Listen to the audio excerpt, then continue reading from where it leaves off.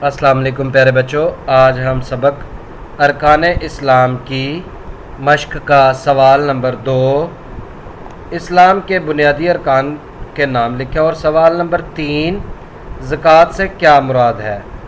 ये दो सवालात हैं, इनके बारे में आज के सबक में हम पढ़ेंगे। प्यारे बच्चों, आपकी इस्लामियात की किताब के सफ़ा नंबर 12 पर आप देखेंगे तो यहाँ पर ये इस्लाम के 5 बुनियादी अरकान ये हैं। इस्लाम के जो 5 बुनियादी अरकान हैं उनके नाम ये हैं। नंबर 1 तौहीद और रिसालत, नंबर 2 नमाज, नंबर 3 ज़कात, नंबर 4 रोज़ा यानी रमज़ान मुबारक के रोज़े, और नंबर 5 हज। ये इस्लाम के 5 बुनियादी अरकान हैं और उनके नाम ये हैं। अब हम सवाल नंबर 3 की तरफ बढ़ेंगे। प्यारे बच्चों, इस्लामियात की किताब के सफ़ा नंबर 13 पर आप देखें तो यहाँ पर ये सवाल है, ज़कात से क्या मुराद है। उसका जवाब यहाँ है। प्यारे बच्चों, यहाँ पर ज़कात का मुख्तसर तारुफ दिया गया है, ठीक है। इसको आज हम पढ़ते हैं। ज़कात के लफ्ज़ी मानी पाक होना या बढ़ना के हैं, यानी ज़कात के लफ्ज़ी मानी है पाक होना, पाक हो जाना, और बढ़ना यानी ज़्यादा होना। इस्लामी शरीयत में इससे मुराद हर साहिब निसाब का अपने माल के 2.5% हिस्से से मुस्तहिक लोगों की मदद करना है। साहिब निसाब बच्चों उसे कहते हैं जिसके पास इतना माल हो कि जिसमें से ज़कात देना फ़र्ज़ होती है। तो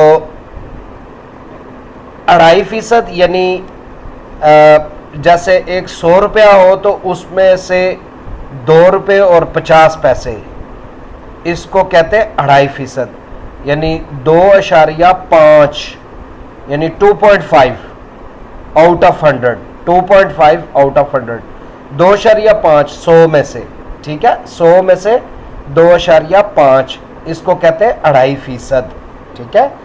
मुस्तहिक लोग यानी वो लोग जो वाकई गरीब या जिनका हक बनता है ज़कात के बारे में, ज़कात का यानी ज़कात जिन लोगों को देनी चाहिए उनको कहते हैं मुस्तहिक लोग, ठीक है। तो साहिब निसाब उस शख्स को कहा जाता है जिसके पास 7.5 तोले सोना। बच्चों, ये तोले जो होता है ये एक यानी ये ग्राम्स होते हैं, 10 से 12 ग्राम जो होता है ये सोना, इसको एक तोला कहा जाता है, तकरीबन 12 ग्राम को। और ये वैसे तो बहुत कम होता है, लेकिन चूँकि इसकी कीमत ज़्यादा होती है इसलिए इस पर ज़कात फ़र्ज़ है। यानी एक तोला वज़न में तो इतना ज़्यादा नहीं होता, लेकिन चूँकि ये सोना है तो सोने की कीमत जो है वो एक तोले की कमोबेश 1 लाख रुपया है। तो 7.5 तोले सोना यानी तकरीबन 7.5 लाख रुपए, या 52.5 तोले चांदी, यानी उसके पास 7.5 तोले सोना हो या 52.5 तोले चांदी हो, या इसकी कीमत के मुताबिक माल मौजूद हो, यानी अगर सोना या चांदी नहीं है तो कोई और माल है तो वो इसके पास मौजूद है और इस पर 1 साल गुजर चुका है, तो यानी उसको जमा किए हुए 1 साल हो गया, तो उसके ऊपर 2.5% हिस्से के हिसाब से ज़कात फ़र्ज़ है।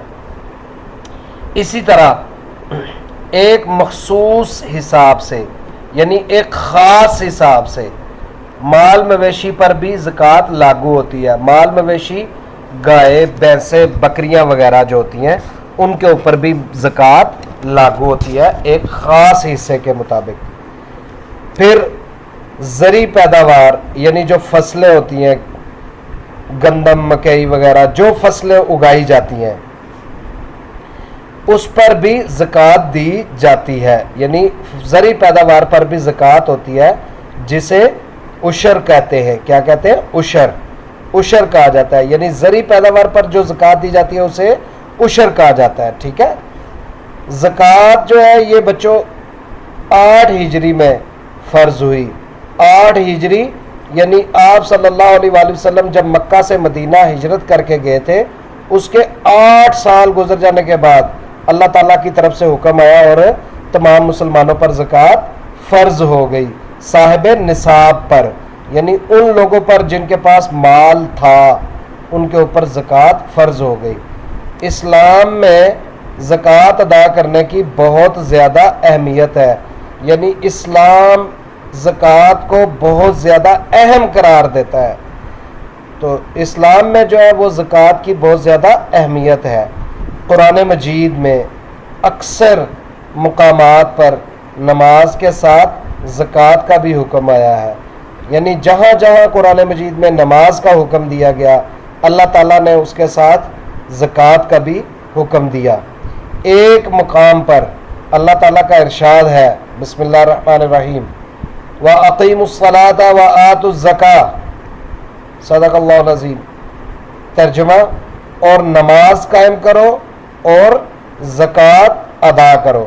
اللہ تعالیٰ نے قرآن پاک میں نماز کے ساتھ زکوٰۃ کا بھی حکم دیا ہے۔ پیارے بچوں، آپ اس سوال کو یہاں تک اچھی طرح سے یاد کیجیے گا اور جو سوالات آپ سے پوچھے جائیں گے ان کے مناسب جواب منتخب کیجیے گا۔ اللہ حافظ۔